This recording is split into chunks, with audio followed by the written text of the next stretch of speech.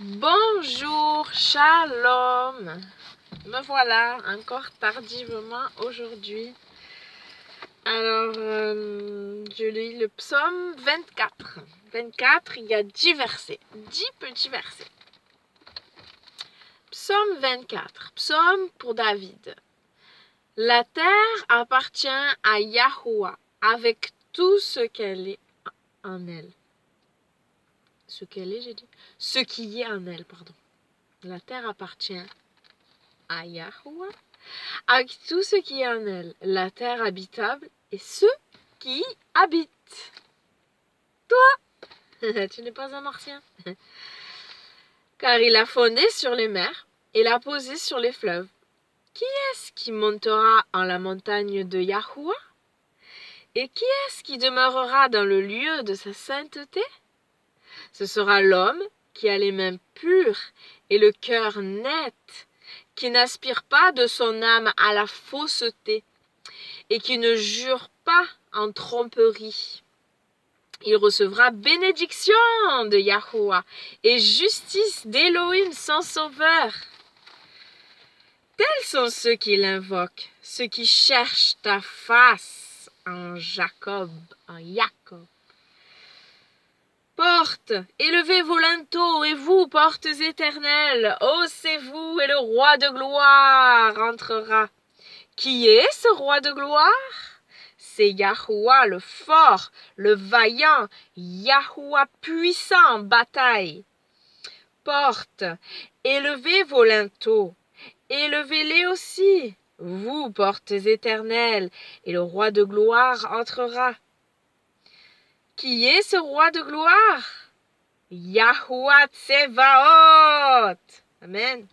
C'est lui qui est le roi de gloire. Amen. Le roi de gloire. Psaume 4. Proverbe maintenant 4, versets 7 à 9.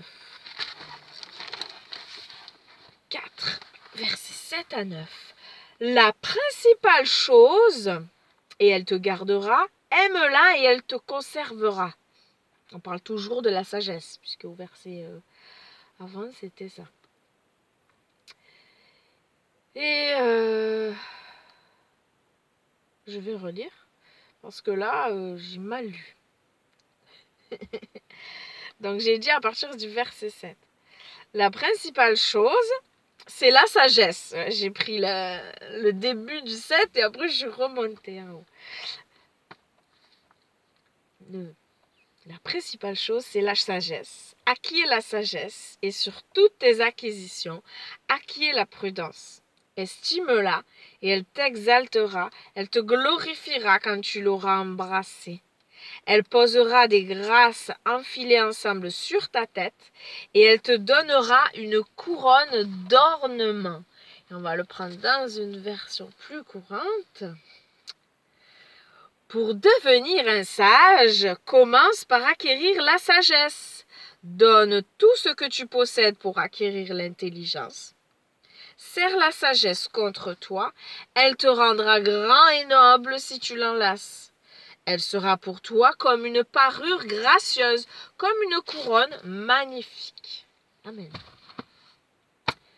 Merci Seigneur.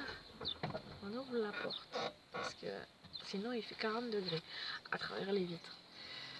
Merci Seigneur pour cette journée de vie que tu nous as accordée, Seigneur, encore ce matin. C'est toi qui as permis que nos cœurs battent, quoi. Voilà, on respire, on vit correctement, on entend, on voit, on parle, on comprend, tout notre corps en bonne fonction, Seigneur. Et voilà, nous bénissons, je remercie ton nom. Ah oui, ta personne merveilleuse. Je glorifie ton nom et je remercie ta personne. Merci, merci, merci, Papa. Je veux prier pour ceux qui sont malades, ceux qui n'ont pas cette grâce aujourd'hui, Seigneur. Parce que les choses peuvent changer. Aujourd'hui, je suis bien, demain, je peux être malade. Voilà, nous ne sommes pas à l'abri, croyants, pas croyants, peu importe. Voilà, nous sommes dans ce monde, et tant que nous sommes dans ce monde, dans ce corps qui est corruptible, nous ne sommes pas exempts de maladies, de souffrances, d'épreuves. même tous ceux qui peuvent passer par le deuil, Seigneur, combien c'est triste et c'est dur la séparation, surtout lorsqu'on ne sait pas si la personne est sauvée ou pas, si on va la revoir, si elle a eu cette foi avant de partir. Seigneur, parce que c'est vrai que peu importe ce qui se dit, ce qui se passe, c'est vraiment l'état de notre cœur au moment de partir, comment il est. Il y en a qui peuvent se dire croyants toute leur vie, puis à la fin abandonner la foi et être rejetés parce qu'il faut persévérer. Et à l'inverse, il y a des gens qui ne croient pas et qui demandent pardon avant de mourir et qui se disent mais non, mais s'il y a quelque chose, il ne faut pas que je passe à côté. Alléluia, que Seigneur, tu touches des cœurs, tu brises tout orgueil, toute rébellion, oui, parce que c'est un orgueil aussi que de ne pas te vouloir et reconnaître l'éventualité qu'on peut se tromper. Garde-nous tout petits devant ta face, nous Seigneur, et interviens à la faveur du dur à cuire, interviens Seigneur, toi qui peux changer les cœurs, comme la prophétie dans Ézéchiel, je changerai son cœur de pierre en cœur de chair. Merci Seigneur parce que tu veux le faire pour beaucoup de monde. Tu l'as fait pour beaucoup de monde et tu veux encore le faire. Nous sommes toujours dans ce temps où il est possible de venir à toi.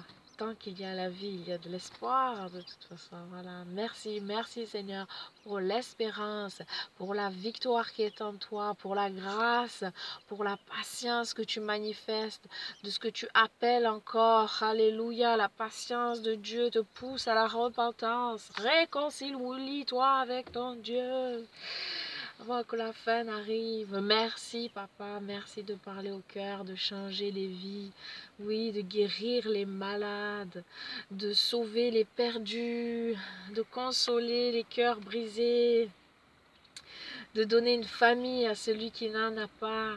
Merci Seigneur, tu es bon, tu es généreux, tu es saint, tu es parfait, tu es digne. Il n'y a personne qui est comme toi.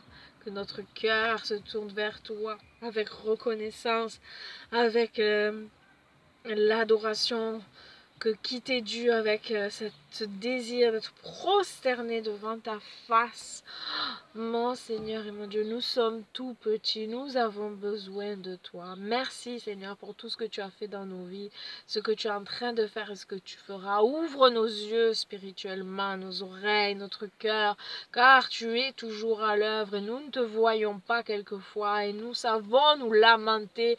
Honte sur nous, pardonne-nous toutes les fois où plus nous passons notre temps à nous lamenter, à ne pas vivre dans le contentement. C'est un ordre de toi que de vivre dans le contentement et de reconnaître tous tes bienfaits, de te remercier pour les petites choses que malheureusement souvent on considère comme acquises, mais non. Non, il y en a qui n'ont pas ces petites choses. Et Seigneur, nous devons bénir ton nom, te remercier pour ces petites choses comme pour les grandes. Bien sûr, Seigneur, oui, tu es bon envers chacun de nous. Chacun de nous a des dons, chacun de nous a des qualités. Merci Seigneur pour le bon trésor que tu as mis dans nos cœurs. Je prie qu'on puisse y puiser davantage, se ressourcer davantage dans ce bon trésor, car malheureusement il y a aussi un mauvais trésor et on puise trop facilement dedans, Seigneur.